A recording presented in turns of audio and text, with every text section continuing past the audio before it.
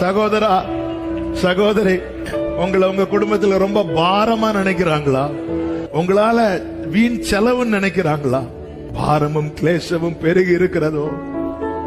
உடனே உன்னை நெடுநேரம் தேவ சமூகத்தில் அமர வைத்தது கடைசியில ஏமாற்றம் என்று எழுதுவதற்கல்ல. இப்பொழுது எல்கானாவை கூப்பிட்டு ஏலி சொல்றார், பாருப்பா, அவளாலே உனக்கு, அவளால எனக்கு நீ ஒண்ணு இல்ல, அவனால எனக்கு நீ ஒண்ணு இல்லை என்று இருந்தவனை கூப்பிட்டு அவளால ஒன்னால நீ இந்த குடும்பத்துக்கு என்ன பிரயோஜனம், ஒன்னால என்ன பிரயோஜனம், இப்படி சொன்னவங்களை கூப்பிட்டு கர்த்தர் சொல்ல வைப்பார்.